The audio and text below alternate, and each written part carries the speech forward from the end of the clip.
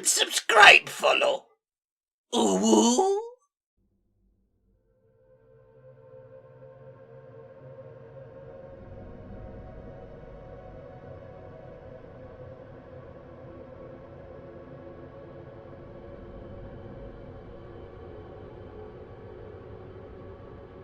Over the centuries, there have been many beast lords that have arisen to power over the tribes, uniting war herds from across the forests and launching devastating invasions against the lands of man. The names of many of these beast lords live on, hewn into the rock of the herdstones by the beastmen, recorded in the annals of the Empire's history, or lamented in the chronicles and tapestries of Bretonnia. Yet there are those beast lords of such potent savagery that their invasions have threatened to bring even the greatest of nations to their very knees. The names of such individuals are roared by the beastmen with animalistic power when they gather around their herdstones, striking fear into the hearts of men. The most well-known of these is GORTHOR, whose name in the Dark Tongue means cruel. GORTHOR rose to power in the Middle Mountains, when the armies of the human nations of the Old World were engaged in crusades against the far-off lands of Araby. GORTHOR was a nigh unstoppable warrior, who bore witness an apocalyptic vision of a world in which the lands of men were trampled under the hooves of the beastmen. The skies above were turned black with smoke from the burning cities, and the air filled with woeful lamentations. GORTHOR not only possessed this vision, but the sheer animal ferocity to instill it in others of his kind, and so he soon became the great leader amongst the tribes, and an unholy prophet of chaos. At first many challenged him, yet the Bray shamans say that the tally of those he defeated in the challenge rose so high that they abandoned the count. In time GORTHOR's reputation spread, and no more would come to challenge him in his right to rule. After a particularly violent kill, GORTHOR would sometimes fall into a trance and commune with the chaos powers. Afterwards he would preach to the assembled herds that the spread of man deeply offended the chaos gods. Only by destroying every human settlement in the land could the ruinous powers be properly appeased. GORTHOR travelled from herdstone to herdstone, gathering ever more beastmen under his banner. Nearly every single war herd within the great forest of the Empire soon followed him, and each vowed before their unholy gods to follow him to the death. Soon he commanded a horde of uncounted thousands. GORTHOR set his army to work. For many months they prepared, building crude chariots, luring flocks of harpies with corpses, and gathering the chaos beasts that roamed the Middle Mountains. Finally GORTHOR was ready for war.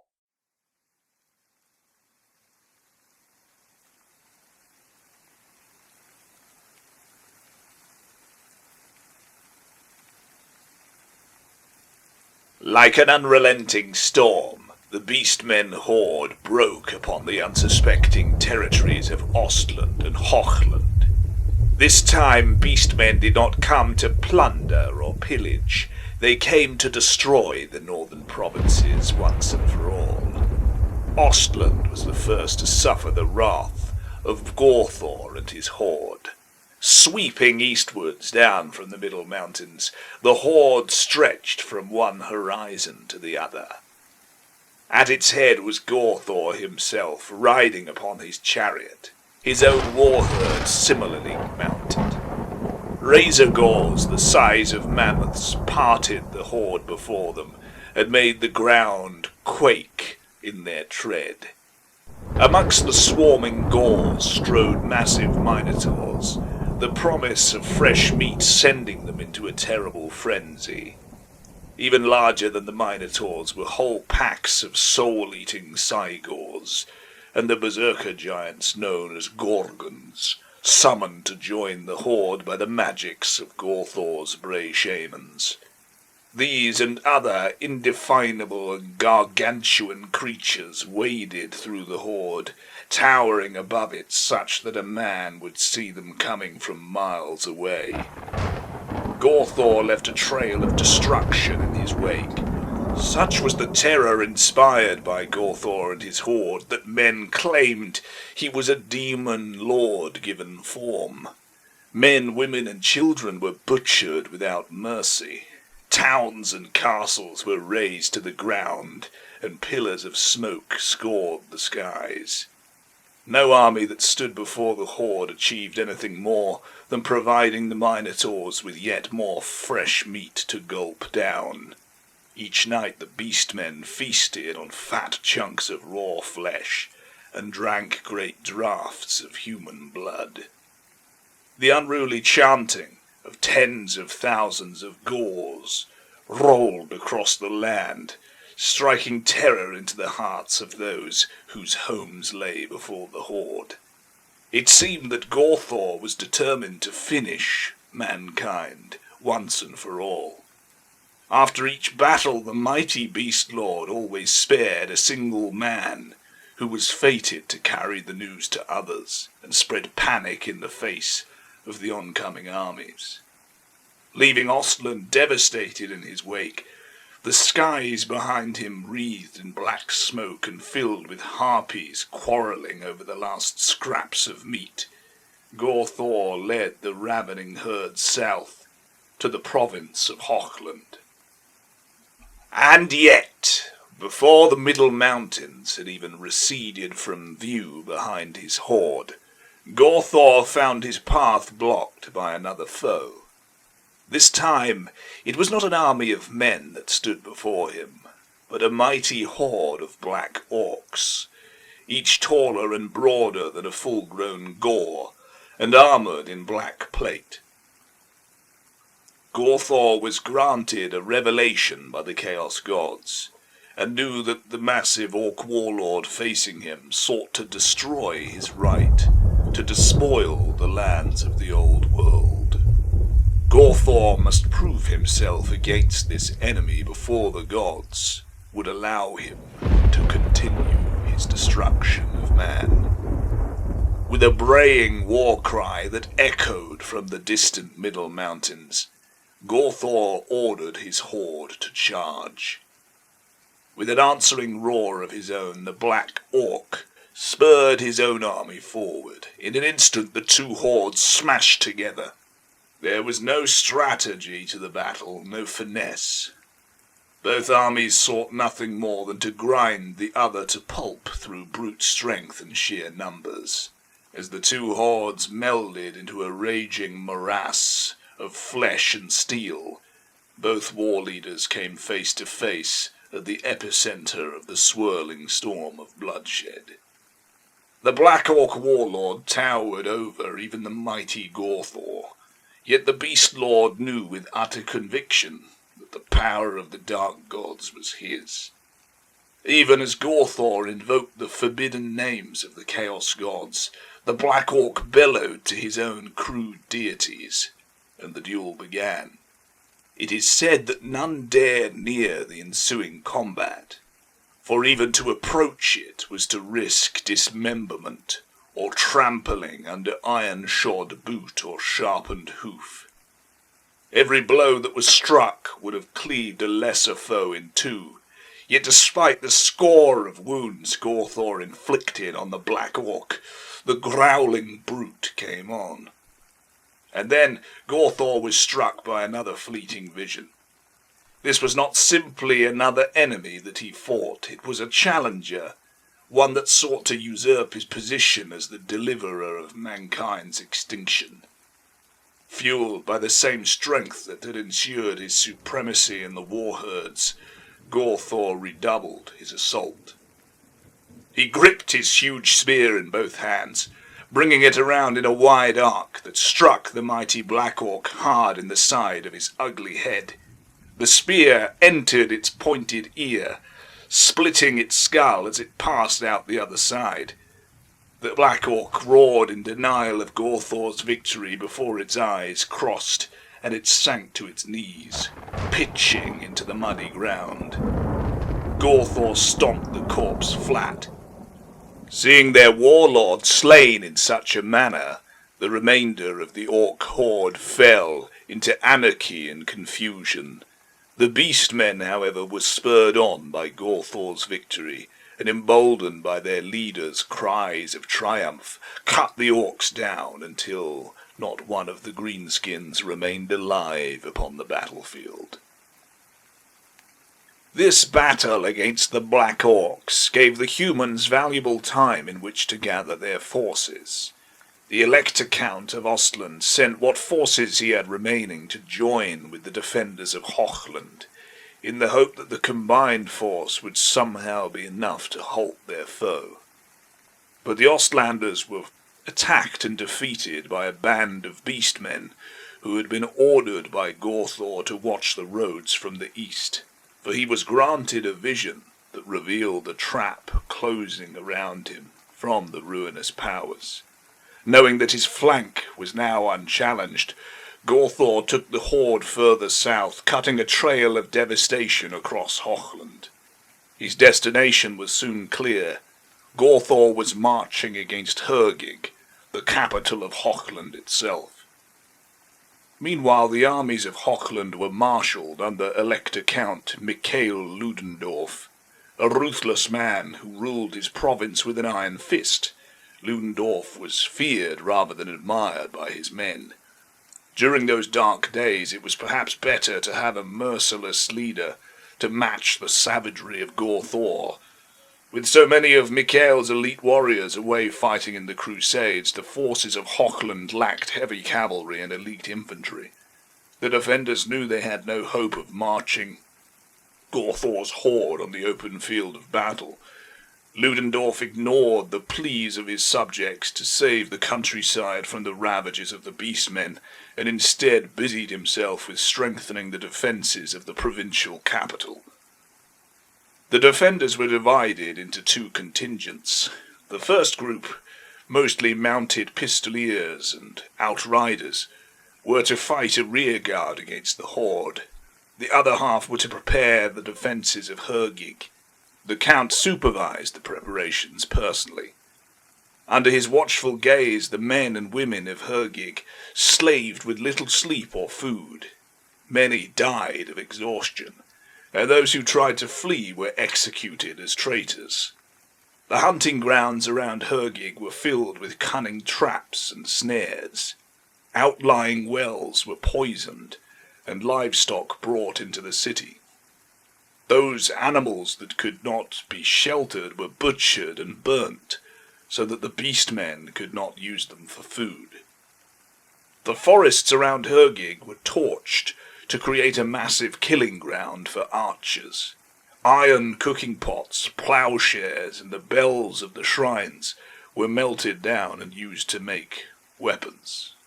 The people of Hochland had sacrificed everything to defend the city to the very bitter end. When GORTHOR's horde arrived, they found the preparations complete. It took the beastmen 3 weeks of unremitting fighting to break through the fiendish defences the men had prepared. Meanwhile, the workshops and forges of Hergig burned red-hot as smiths and engineers laboured to make even more war engines and weapons for the Imperial armies to use. Frustrated with the stubborn resistance of the Imperials, GORTHOR promised his herds that he would let them have the entire population of the city to feast upon as soon as it was taken. He would save none for himself, apart from the head of his rival, Count Mikhail. The beastmen redoubled their efforts in barbarous anticipation of the victory and the blood that it would bring to their palate. So it was that one terrible night 22 days after the siege had begun, the gates of Hergig splintered before the battering ram charge of a dozen barn-sized razor-gores. The horde poured into the city after them as a flood breaching a dam. The braying herd sought out the defenders wherever they could be found, making little or no distinction between soldiers and citizens, other than the taste of their flesh. In no time at all, many of the buildings within the walls were ablaze, and the fighting boiled down to a series of savage running battles in which individual townhouses became bastions, and open streets became killing grounds. Slavering Chaos Warhounds fought Imperial hunting dogs, and harpies engaged in bitter aerial melee against noble hunting birds and elite griffin riders. The air soon became full of terrifying shrieks and cries as hawks, eagles, falcons, and griffins snapped and ripped the flesh of their hideous foes. Far below, the resistance collapsed before the terrifying stampede of minotaurs. The great swords of Hochland were the only warriors with the courage to face them. A handful of minotaurs were hamstrung by the warriors' double-handed blades, before their skulls were split in turn by the gigantic axes of the bull-headed creatures. Tuskgore chariots rode down the brave, but perhaps foolish spearmen who stood resolute before them. Masses of Gores overran the entrenched war engines of the city and butchered the crews, even though hundreds of beastmen were blasted apart or mowed down in the process. Hochland marksmen shot at the beastmen leaders from hidden windows high above the streets, but harpies pulled them from their hideaways and tore them apart. Priests of Ulrich and Sigmar tried to outdo each other by attacking the beastmen with ever greater displays of holy wrath, but the Bray shamans rallied the war herds and drove them ever onwards. For 3 days and 3 nights the battle raged on, with no quarter being asked for or given. In the end, the beastmen finally drove most of the defenders out of the city's south gate and slaughtered those who remained. They were victorious, but their casualties were horrendous. At least half of the horde was either dead or seriously wounded. Most of their chariots were crushed by stones thrown from the walls or broken in the savage street battles. With only a handful of troops left, Count Mikhail withdrew into his palace. He ordered the archers on the walls to shoot with flaming arrows, and soon every building not already set ablaze by the beastmen was burning at the hands of the defenders. Hundreds of beastmen, along with many civilians hiding in the cellars and attics, were roasted alive. The Count appeared not to care. There was no place in this city for those who would not fight. When his counsellor suggested surrender, Mikhail flew into a rage. He sent the man to GORTHOR, saying that he was more a beastman than a true son of Hochland. GORTHOR offered the man freedom if he betrayed his lord, and let the beastmen into the palace. The counsellor, loyal to his liege lord to the last, refused, and was eaten alive by GORTHOR himself on the spot. The beastmen could already taste the victory feast of man flesh, the scent of burning meat thick in the air, while the defenders knew their time was up. Both sides prepared for one last great battle. After many days of preparation, GORTHOR's entire horde had mustered before the gates of the Count's palace. The city's central square and the streets all about were packed with beastmen, while Seigors and Gorgons reared above the buildings, smashing apart the flimsy structures in their hunger for the meat of their foes. Then, as the sun rose, the battle took on a new and dramatic turn. The earth suddenly began to shake under the heavy hooves of war horses. Knights of the Order of the Blazing Sun galloped through the streets of Hergig. They had returned from Araby, and upon hearing of the beastmen army threatening the hinterland of the Empire, immediately galloped to the aid of the defenders of Hochland. The knights rode into the rear of the seething beastmen horde, hundreds upon hundreds of heavily armoured warriors. These men were veterans of the wars of Araby and led by Grand Master Heinrich. They crushed warherd after warherd with their long lances and hungry swords. In an attempt to meet the new threat, GORTHOR ordered his retinues to turn to face the newcomers. Seizing his chance, Mikhail led his own reserves to battle out from the palace.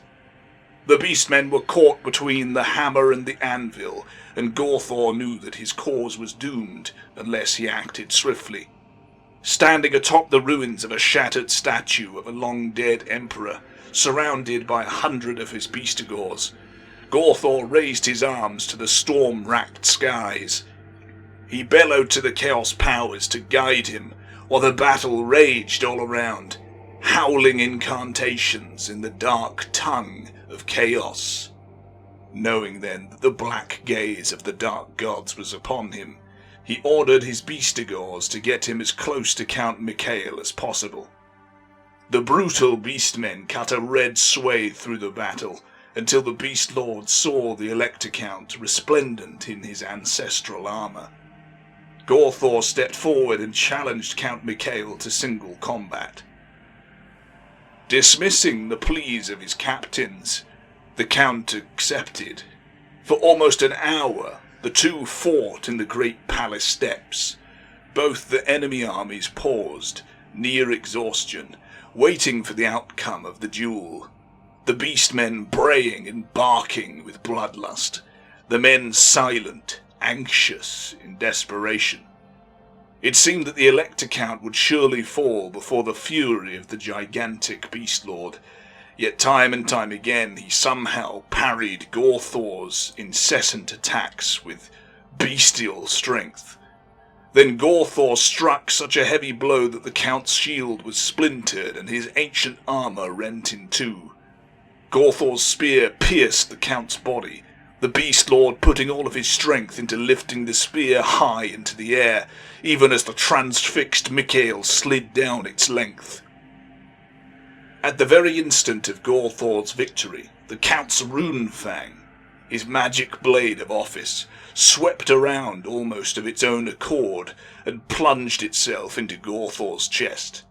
It seemed that the blessed blade hungrily drank the blood of the monstrous beastman. GORTHOR the Beast Lord and Count Mikhail of Hochland died together that instant, each the equal of the other in the judgment of the gods they served. The beastmen who had believed their leader invincible fell back in disarray and scattered into the surrounding countryside. Although many chieftains tried to rally the horde, not one was the equal of GORTHOR, and none could arrest its flight. The men of Hochland were too tired to give chase. Hochland and Ostland were ultimately to recover, but only slowly, and vast areas around the Middle Mountains were never reclaimed. They remained the domains of the beastmen, leagues of forest dotted with the ruins of villages, and towns shattered and demolished by the cloven ones, overgrown and hidden by the trees, speckled with skeletons. Men will not go near these lost settlements, fearing the memory of evil times. When men gather to tell the tales of the ravages of GORTHOR, they shudder with fear, hoping against hope that the beastmen will never rise again. But they know in their hearts that within the dark forests of the Empire the beastmen breed and multiply, and that every year new beast lords rise up amongst the herds. One of them will eventually gather the beastmen warherds together again. Then the kings and priests of the world will tremble once more before the fury of the cloven ones.